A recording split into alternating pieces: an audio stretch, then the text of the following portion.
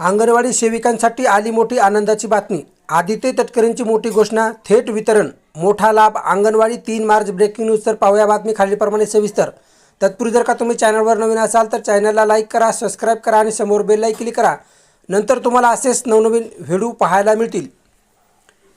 Smart anganwadi योजनेत महाराष्ट्र देशात अग्रणी। राज्यात 24,700हून अधिक स्मार्ट किट वितरण। तटकरेंची माहिती। मुंबई स्मार्ट अंगणवाडी ही अभिनव योजना राज्यात राबविण्यात येत असून या योजनेमध्ये महाराष्ट्र देशात अग्रणी ठरला आहे। आतापर्यंत राज्यातील 24,700हून अधिक अंगणवाड्यांना स्मार्ट किट वितरण करण्यात आले आहे, अशी माहिती महिला व बालविकास मंत्री आदित्य तटकरे यांनी विधान परिषदेत प्रश्नोत्तराच्या तासात दिली। सदस्य उमा खापरे यांनी राज्यातील अंगणवाड्यांना लागणाऱ्या किट खरेदी निर्णयांवर फेरविचार करावा असा प्रश्न उपस्थित केला होता। त्याच अनुषंगाने सदस्य प्रवीण दरेकर, सदाभाऊ खोत, चित्रा वाघ, प्रसाद लाड, राजेंद्र लाठोड, अमोल मिटकरी, जमो अभ्यंकर यांनी उपप्रश्न उपस्थित केले।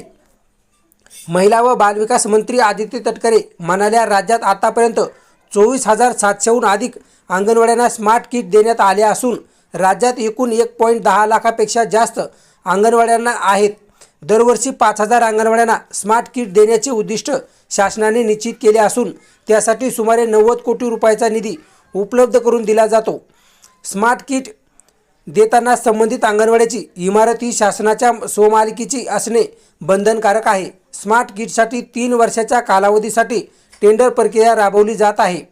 मात्र प्रशासकीय मान्यता न कार्यारंभ आदेश दरवर्षी दिले जातात।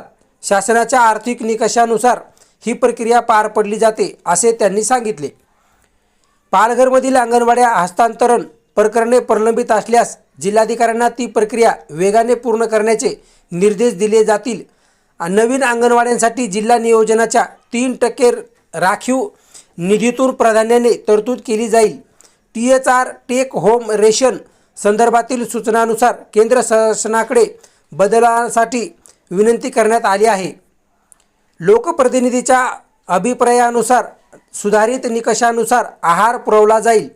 नवीन शिक्षण धोरणानुसार शालेय शिक्षण विभागाशी समन्वय साधून अंगणवाडी सेविका व मदतनीस यांना प्रशिक्षण देण्यात येणार असल्याचे आरोग्यमंत्री आदित्य तटकरे यांनी सांगितले।